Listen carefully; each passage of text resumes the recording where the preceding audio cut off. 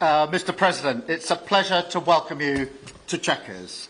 This historic second state visit is a moment to celebrate the unique bond between our two countries. But today we've gone far beyond that. We've renewed the special relationship for a new era.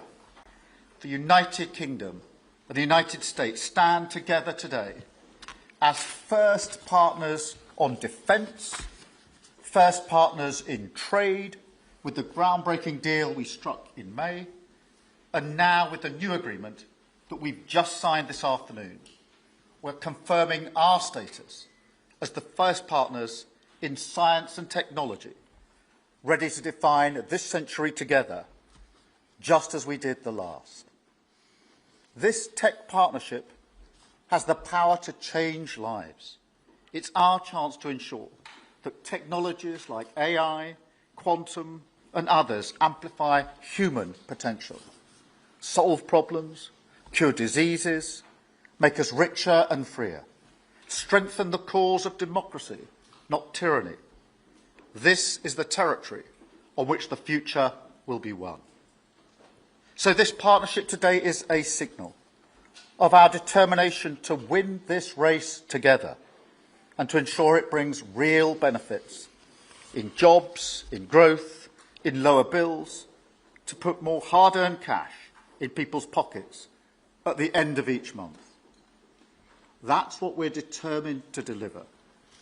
And we're bringing businesses with us. We've just come from a fantastic meeting with business leaders where we set out this vision. They have responded with new deals and investment, breaking every record that we have. £250 billion flowing both ways across the Atlantic. That is a record. Expected to create 15,000 jobs here in the United Kingdom. High-skilled jobs in cutting-edge sectors where people can build careers for the long term, changing lives in communities up and down our country. And look, while we shape this bond for a new era, the fundamentals have not changed. Security remains the cornerstone of this special relationship. We have the deepest, most advanced defence relationship in the world. Our warriors train together and they fight together. Our industries build together, everything from fast jets to the new AUKUS-class submarines. So now, as we drive up defence spending, we're going to sweep away the barriers to working together on new defence technologies so we can stay ahead of our adversaries. We're united in defence and security, yes, absolutely. But we're also united in the pursuit of peace. We are working together to end the humanitarian catastrophe in the Middle East, get the aid in, free the hostages, and ultimately bring Israel and the region back towards a comprehensive plan which can deliver peace and security for Israelis and Palestinians alike. We're also working together to end the killing in Ukraine. In recent days, Putin has shown his true face, mounting the biggest attacks since the invasion began, with yet more bloodshed, yet more innocents killed, and unprecedented violations of NATO airspace. These are not the actions of someone who wants peace. So we've discussed today how we can build our defences further, support Ukraine, and decisively increase the pressure on Putin to get him to agree a peace deal that will last. And President Trump, you have led the way here, and we continue to stand and work together for security and for peace. Mr. President, next year we'll celebrate the 250th anniversary of the United States. We've come on a long journey together since 1776. But it's no exaggeration to say that the partnership our two nations have built has shaped the world from the beaches of Normandy to the founding of NATO, to the creation of technologies that have revolutionised our lives. Time and time again, it is British and American men and women side by side, changing the path of history and turning it towards our values, towards freedom, democracy and the rule of law. In Britain, we take huge pride in that. And let's be clear, this relationship is not just about history, it's about the future. It's about the benefits it delivers now and for decades to come, to make our people safer and better off. We've shown today that we're delivering those benefits, improving people's lives. So we will go into that anniversary year more optimistic than ever and more confident than ever about our two great nations and what they can achieve side by side. Thank you. And it is now my pleasure to give the floor to Mr. President. Thank you. Thank you very much, very much. Prime Minister Starmer, Melania and I are tremendously thankful for the wonderful hospitality that you and Lady Starmer have extended today at Chequers. Quite the place, I must say, quite the place. And we're grateful beyond words for the spectacular honor of the state visit yesterday at Windsor Castle, hosted by His Majesty King Charles III and Her Majesty Queen Camilla. These are two fantastic people. We will never forget it. As I said last night, the bond between our countries is like no other anywhere in the world. The United States and the United Kingdom have done more good on this planet than any two nations in human history. That is thanks in large part to the traditions of British liberty, which grew up on these isles, these beautiful, magnificent isles, and were carried by our ancestors to the New World. We're forever joined, and we are forever friends, and we will always be friends.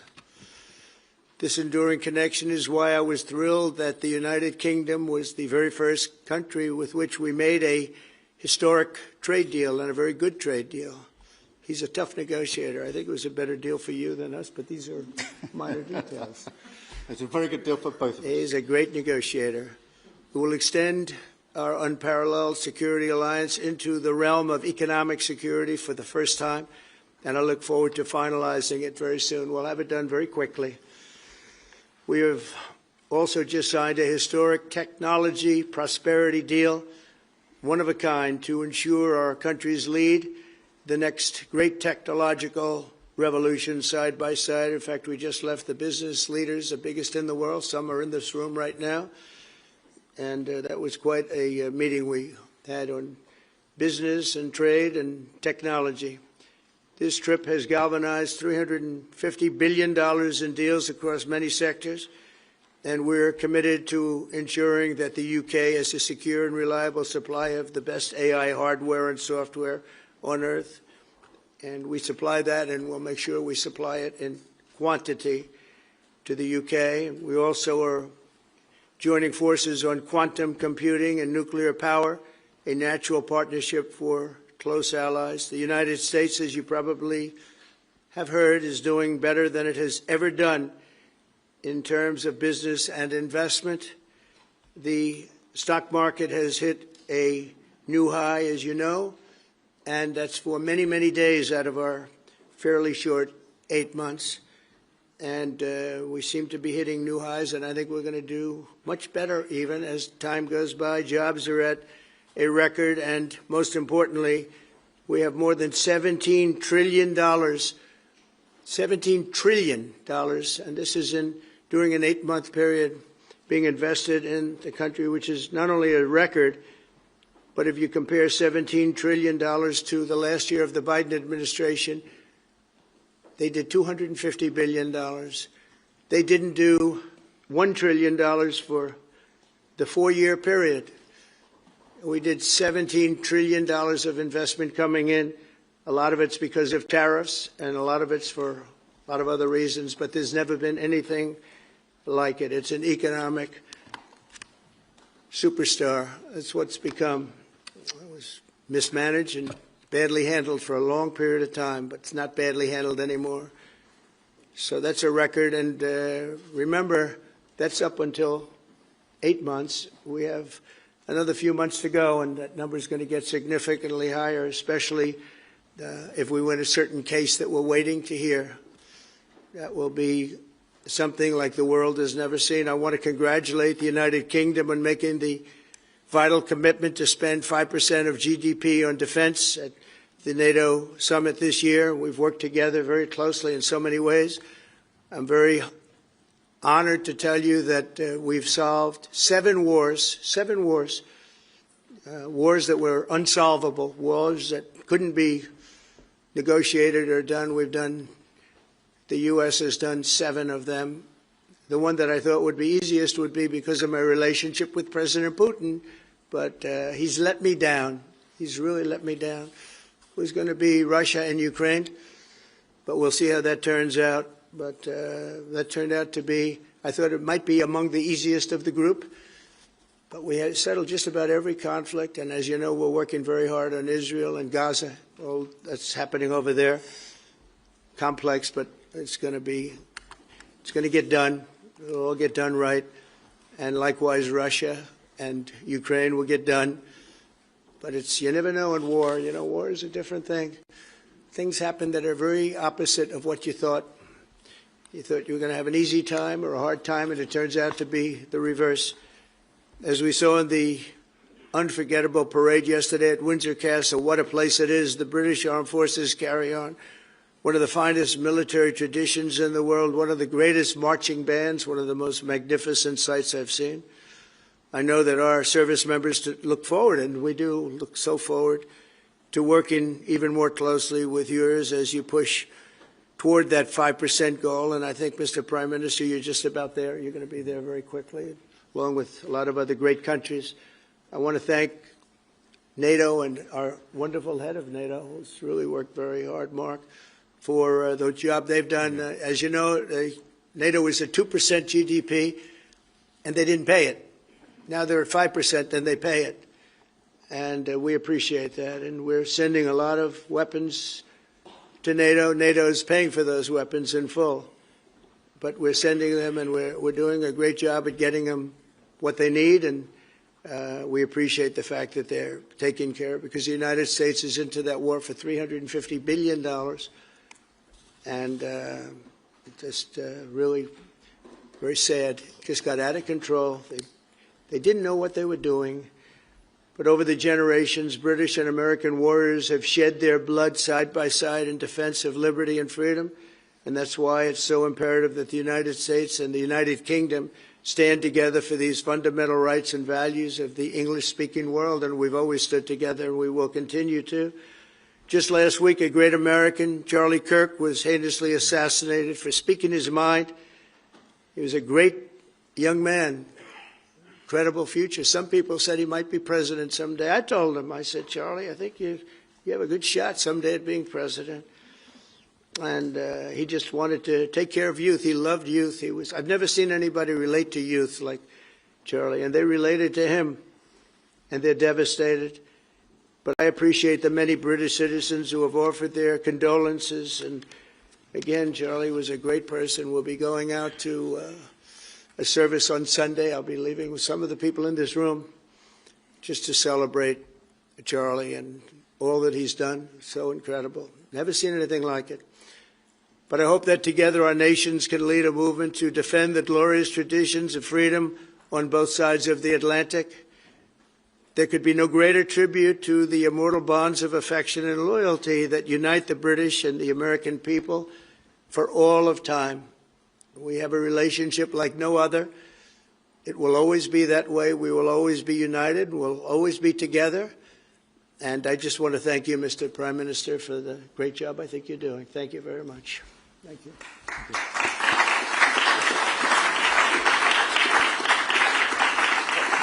Thank you very much, Mr. President. We're going to take some questions. I'll call 2 or 3 to start with, and then I'll pass over to the President. I've got Chris Mason from the BBC first. Chris.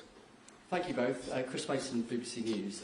Mr. President, the UK is expected to recognise a Palestinian state in the coming days as the killing in Gaza continues. It often seems that you're the only person that Israel will listen to. What more can you say to them to tell them to stop? And why is the UK's position on a Palestinian state, in your view, wrong? And Prime Minister, what will the recognition of a Palestinian state actually achieve? Is it not just gesture politics to appease people in your own party?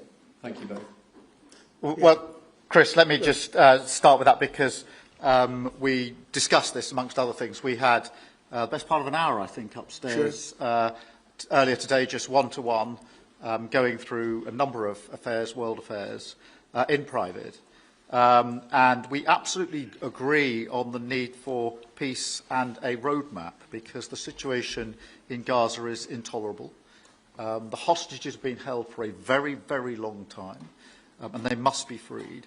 And we need aid to get into Gaza at speed. And so it's within that context of a plan for peace, which we're working hard on, which not only did we discuss this morning, but our two teams have been working together on, that the question of recognition needs to be seen. And so it's part of that overall package which hopefully takes us from the appalling situation we're in now to the outcome of a safe and secure Israel, which we do not have, and a viable Palestinian state. Thank you. Well, simply, I want the hostages released now, right now, not 1, 2, we'll give you 3 more tomorrow, and, you know, like it's been, but we're the ones that got all the hostages released. We got many, many came to the Oval Office, and I've heard stories like I've never thought even possible. There was no humanity, no anything. I said to them, I said, was there any warmth shown during this stay? Like they offered you a little extra meal, they gave you a little smile, and they said, don't worry, you'll be okay. And every one of them said, not even a little bit. Amazing, you know, to think that during this stay, long stay in some cases. We had a man the other day, 451 days he was there. I always ask that question. And was there any warmth shown? Just a little word of, you know, encouragement. And the answer is every time, absolutely not. I'm shocked to hear it, because in the worst cases, there's always somebody that comes through. We have to remember October 7th, one of the worst, most violent days in the history of the world, not just there, the history of the world. And I got to see the tapes, and I wish I didn't see them, actually, but I got to see them. And I want an end. I want the hostages released, and I think it's going to be okay. But it has been a brutal period of time.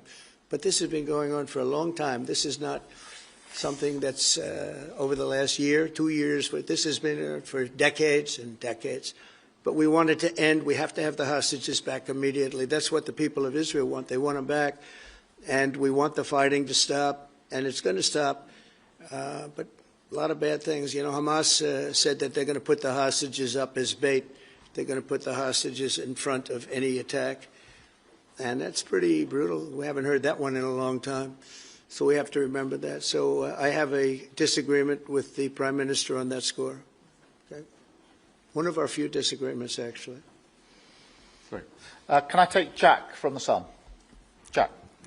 Thank you both. Jack Elson from The Sun.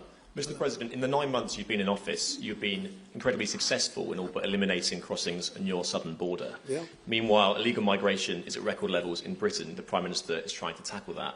What advice would you give to the man standing next to you on trying to stop illegal migration in Britain? And Prime Minister, if I can just ask, the President is all about drill, baby, drill in terms of trying to secure American energy and cut bills for Americans. Meanwhile, you are turning Britain's back on oil and gas in favour of renewable energies, such as wind turbines. Why do you think that you are right and he is wrong? So we had millions of people flowing in, totally unchecked, totally unvetted from the Biden administration.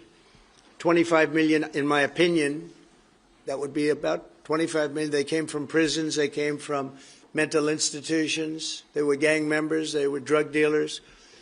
They came from the Congo. They came from all parts of South America. They came from everywhere. Think of it. Prisons from the Congo being released into the United States. Prisons opened up in Venezuela and many other countries pouring into the United States.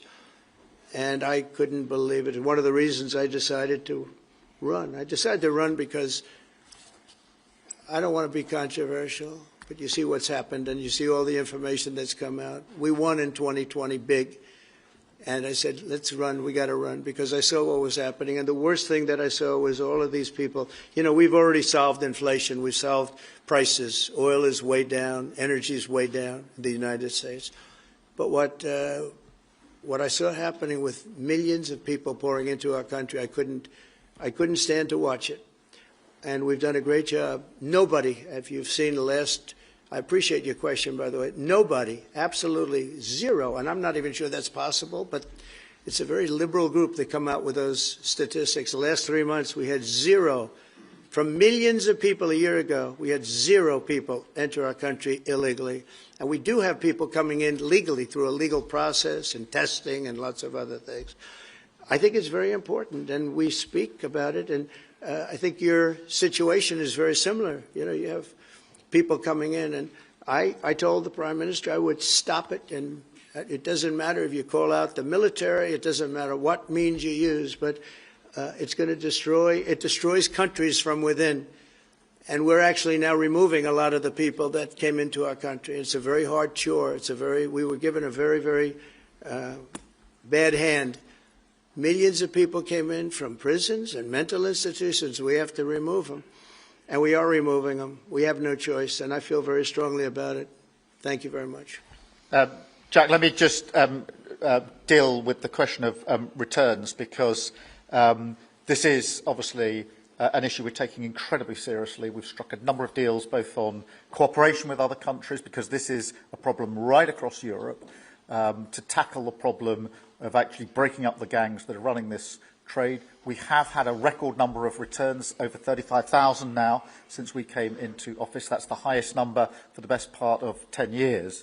We struck the returns arrangement with France, and notwithstanding the challenges to that scheme, which you've seen in the last few days, a flight went off at 6:15 this morning, successfully returning someone under that scheme. So that is an important step forward. Obviously, there's no silver bullet here. There's a range of things that need to be done. But given the challenges of returning people, it is important that we're able to prove it can be done. It was done. It was done early this morning. So I can confirm that that flight went. It went successfully. And I'm pleased about that. Now we need to ramp that up at scale, which was always envisaged under the scheme. But it's very important that we have been able to prove that the proof of concept, if you like, that this can be done, and will continue in that way. On the question of energy, firstly, let me be really clear that I am absolutely determined to ensure that the price and cost of energy comes down, so that bills come down both for individuals, for families, with their household bills, but also for business, because this is so important. The mix will include oil and gas for many years to come from the North Sea. We've been clear about that for some time, but we also need to mix that with renewables, and it's the mix that's really important. And the approach I've taken on this is the same approach that I take to many other things, a pragmatic approach. Thank you, Jack. I would like to say that we inherited the worst inflation in the history of our country. We had inflation, the likes of which we've really never seen. They say 48 years, and I'll accept that, but I really don't. We had the worst inflation in the history of our country. And we had an expression that I used a lot, drill, baby, drill. And as you know, we brought fuel way down, the prices way down. And we don't do wind, because wind is a disaster. It's a very expensive joke, frankly. And we got our energy prices way down. That brought the inflation way down, and now we have very little inflation, and we have a very, very strong economy. So that was very important. Drill, baby, drill. And you have a great asset here, and we spoke about it. It's called the North Sea. The North Sea oil is phenomenal, and I hope, because I love this country, you know. My mother was born in Scotland, and the Hebrides, Stornoway, that's serious Scotland. We were talking about it. And I want this country to do well. And you have great.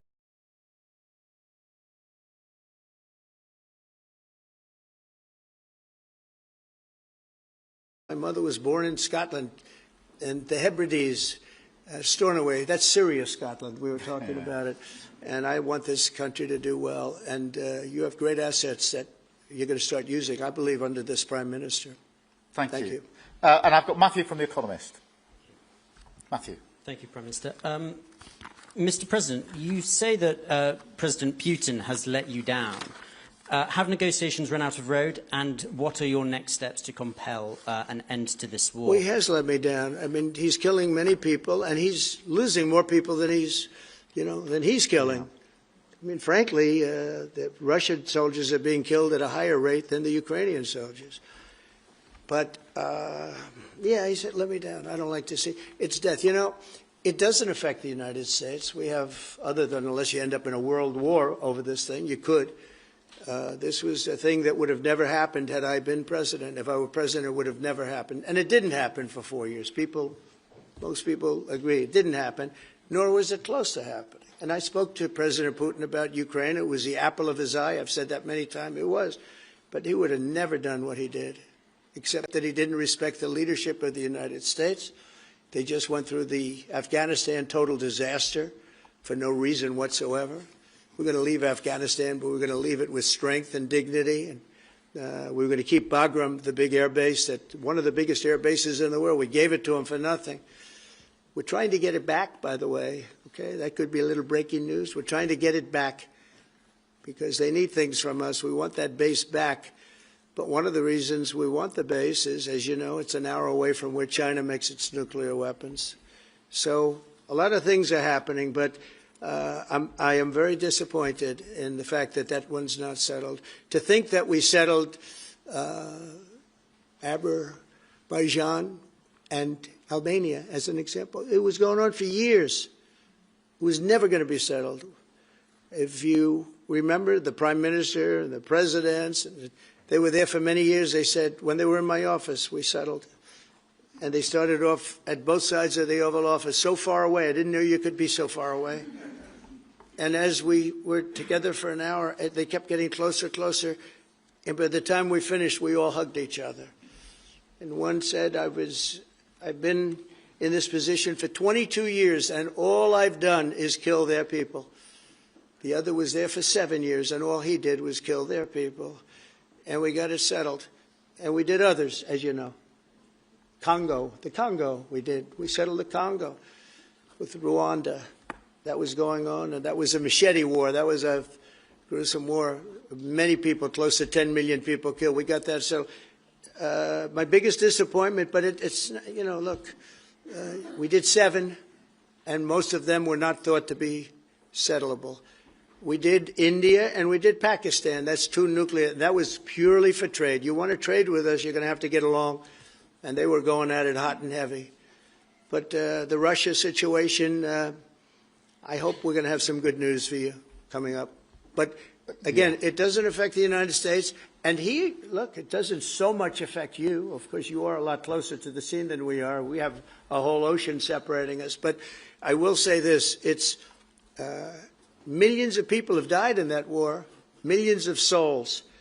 And they're not American. They're soldiers, mostly soldiers, as you know. The soldiers are being killed at levels that nobody's seen since the Second World War. But they're being killed, and I feel I have an obligation to get it settled for that reason. Thank you. And just to add on that question, because we have to put extra pressure on Putin. And it's only when the President has put pressure on Putin that he's actually shown any inclination to move. So we have to ramp that pressure up. I think it's important to have this conversation in the context of what's happened in recent weeks. We saw damage and bombing to the British Council in Kyiv. These are targets that it was thought until recently were not targets that would be hit. The British Council, the European Union Embassy, the Council of Ministers, where President Zelensky's ministers work was hit. Again, these were thought to be places that wouldn't be hit. And then the incursion into Poland last week. And if you put that together, what you can see is either an emboldenment or at least an increased recklessness on Putin's part. And that's why I said earlier that they're not the actions of someone who wants peace. So we have to ramp up. And we discussed earlier today, we have built the coalition of the willing with British leadership and French leadership, stepping up with military planning in the seas, in the sky, on the ground, and ramping up what we do with the Ukrainians themselves.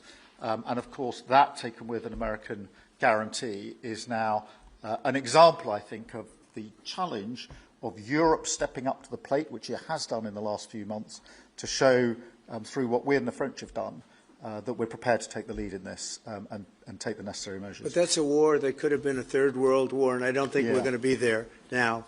But that was heading to a third world war, and what a shame it is. What a shame it is. Mr. President, do you want to call some of the I would love to call a outlets? few of them. Bev, do you want to have a question? I've got to come back to you. Bev Turner, GB News. Thank you. Having been in DC for a few weeks, it's really interesting to see how you run the country as a proud Christian leader. And it really begs the question to the Prime Minister, if you don't mind, are we still a Christian country? But also... when you say we, are you talking here or... Here. The Here? UK. I'm still British. I might I'd live in rather America. have him I'm still answer British. that question. But also, I can't give you that answer. that's for the Prime Minister. But also, despite what we talked about in Scotland a few weeks ago, we still have 12,000 people a year here being arrested for social media posts, for free speech violations. Does that not remain an important area that there is still a lot of disagreement on? I'd like to have you answer that. Yeah, look, I mean, in terms of a Christian country, I was christened, so that is, my church has been all my life, and we are, that is wired into our informal constitution. Of course, we celebrate many other faiths as well, and I'm really proud that we're able to do so as a country. And on free speech, that has long lived in this country, free speech. It's one of the founding values of the United Kingdom, and we protect it jealously and fiercely, and always will, and we will bear down on any limits on free speech. I draw a limit between free speech and the speech of those that want to peddle paedophilia and suicide social media to children, and therefore I'm all for free speech. I'm also for protecting children from things that will harm them, paedophiles, those that peddle suicide, which has had a terrible consequence for individual, particularly teenagers. And so that's the balance we strike. But we have had freedom of speech in this country for a very long time, and we will always protect it. Thank you. Thank you very much. Brian, please. Thank you. Prime Minister, it's good to see you again. You have a beautiful country. Thanks for having us. Thank you for being Two here. questions. One, just recently, President Trump labeled Antifa domestic terrorists. Would you consider doing something like that in your country? Well, we obviously will take decisions for ourselves. I don't want to comment on the decisions of the President, but we take our decisions ourselves. And my question to you, President Trump, is there any update on the auto pen? Yeah, it's just gotten worse from their standpoint. The people that used it, and one in particular, one person, was never told by Biden to do it. Only spoke to Biden twice, and that was just talking about the weather, not talking about any order. And he was taking orders from people other than Joe Biden. Joe Biden wasn't giving those orders. You know, Joe Biden didn't believe in open borders. He didn't. I've known him for a long time. He was never the brightest bulb in the ceiling, as we know. You can go back 40 years ago and you'll see that. Go back and take a look at the hearings on Justice Thomas, and you'll see that very much. But he didn't believe in open borders and all of this nonsense that they're peddling now, which is why they're not in office any longer. It's a shame. The auto pen was illegal. It was illegally used. He never gave the orders. He never told them what to do. And I guess the only one he signed, or one of the few he signed, was the pardon for his son. But you had the congressman who, when they got the information, they found out they were guilty, and they deleted and destroyed all information, everything. You couldn't get any of it. They found out that Nancy Pelosi actually was offered the 10,000 soldiers, and she turned them down. They found out many things that were very bad. So they deleted and destroyed all information. You talk about freedom of the press and freedom of speech. How about that one? And there's not a thing. This is after a year and a half of hearings. They destroyed everything. And somebody's got to be held responsible. So Biden, what he did is they knew, I don't think he knew, but somebody knew. I don't think Biden had a clue about anything, if you want to know the truth. But they gave a pardon to those Congress people. They gave a pardon. Those people are so guilty. They gave a pardon, but Biden didn't know about it. The people, whether it's Lisa or any of those people in there that really ran it, I know them all. And they're sick people. They're smart people. They're very smart. They're probably brilliant, but they're sick in ideology. And they were running the auto pen, and it was totally illegal what he did. And I hope it's going to be so adjudged. Do you want to take one more, and then I'll Okay. go back to British? Let's see. Peter, go ahead. Thank you, President Trump. In the deal that you're working on for the Chinese to sell TikTok to an American buyer, are the Americans going to have to come up with their own algorithm, or are they going to continue to use the successful but addictive Chinese algorithm? So what we're doing, and we're speaking to President Xi on Friday to see if we can finalize something on TikTok, because there is tremendous value, and I hate to give away value, but I like TikTok. It helped get me elected. In fact, Charlie said, "Sir, you ought to get on TikTok. You'd be great." I said, "Really? Tell me about TikTok." And we, as you know, we did unbelievably well with youth, like at a level that no Republican has ever even dreamt of. And in what, look, I think we won it for a lot of reasons, but that was a reason we won the election by such a big number. TikTok has tremendous value. The United States has that value in its hand because we're the ones that have to approve it. I specifically get the right to approve it. The people that are investing it are among the greatest investors in the world, the biggest, the richest, and they'll do a great job. And we're doing it in conjunction with China. But we are getting, the United States is getting a tremendous fee plus, I call it a fee plus, for just making the deal. And I don't want to throw that out the window. I can say this, that you'll have a lot of very unhappy youth. And I use TikTok very legitimately, very straight, just statements every day, little statements, short statements. "Sir, make it short, please." And TikTok Jack, we call him. It was pretty good. Did a good job for me, I guess. But no, I'd rather reap the benefits. I mean, the kind of money we're talking about is very substantial. And it'll be owned by all American investors and, the best investors and the, very rich people and companies are going to be owning it. Very, very straight, very legitimate companies, and really companies that love America. So they're going to be owning it. It's a big thing. And on a much bigger scale, and probably that's why we were able to get that, but on a much bigger scale, we're pretty close to a deal. We may do an extension with China, but it's an extension based on the same terms that we have right now, which are pretty good terms. And my question for Prime Minister Starmer, if you feel so strongly about officially recognizing Palestine for statehood, why are you waiting for President Trump to leave the country? Why can't you just do it right now? And isn't there a risk in rewarding Hamas with that? Well, let me be really clear about Hamas. They're a terrorist organisation who can have no part in any future governance in Palestine. And what happened on October the 7th was the worst attack since the Holocaust. We have extended family in Israel. I understand firsthand the psychological impact that had across Israel. So I know exactly where I stand in relation to Hamas. Hamas, of course, don't want a two-state solution. They don't want peace. They don't want a ceasefire. So I'm very clear where I stand on Hamas.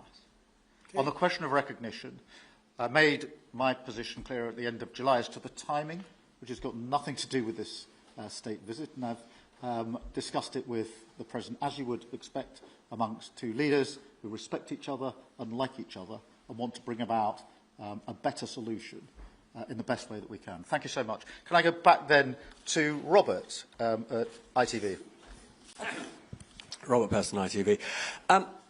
Mr. President, you uniquely, you alone in the whole world, have the power to persuade Prime Minister Netanyahu to stop the demolition of Gaza City, to stop the starvation of Palestine, and to stop the killing of civilians. If not now, when will you exercise that power and tell him to stop? Sure. And then for both of you... But you do understand about October 7th. Of course, you do understand. So believe me, I understand. One of the worst days in the history of humanity. What happened, I have seen the tapes. Babies that are 4 months old and just chopped up to pieces. And you've seen the tapes, and I've seen the tapes. You're a professional, and so am I. And people forget about October 7th. I can't forget about it. So I want it to end, but I want the hostages back. I don't want the hostages used as human shields, which is what Hamas is threatening to do. But as soon as they're back, that's the moment you will tell Netanyahu Well, to stop. it would certainly help, but I have to have the hostages back. And I don't want them back piecemeal, as I said before. I want them back. And on a separate issue, free speech, your Vice President, Vance, said that free speech is under attack in the UK. Do you agree with him? And Prime Minister, we saw the dismissal of a very well-known chat show host in America last night, Mr. Kimmel. Is free speech more under attack in Britain or America? Well, Jimmy Kimmel was fired because he had bad ratings more than anything else, and he said a horrible thing about a great gentleman known as Charlie Kirk. And Jimmy Kimmel is not a talented person. He had very bad ratings, and they should have fired him a long time ago. So, you can call that free speech or not. He was fired for lack of talent. Yeah, please, go ahead. Yeah, I mean, firstly, on the question of Charlie Kirk, can I just express how shocking that is, I think, to everybody who believes in free speech and in democracy. It sent shockwaves through the world, and I know that he was a friend of the President, and I reached out straight away to the President because I understood how impactful it would be on him and his family. And we all need to be absolutely clear about that. Whatever our political views, it is shocking and is to be condemned. On free speech, not much to add to the answer I gave earlier. This country's had free speech for a very, very long time. It is part of who we are as a country, and it is the values that we fought for. We fought for it during the Second World War alongside each other. So we need no reminding of the importance of free speech in this country. Thank you, Robert. And I go to Beth for the final question, please. Beth. Thank you so much. Sky. Thank you, Beth Rigby, Sky News. Thank you, Prime Minister. If I could start with you.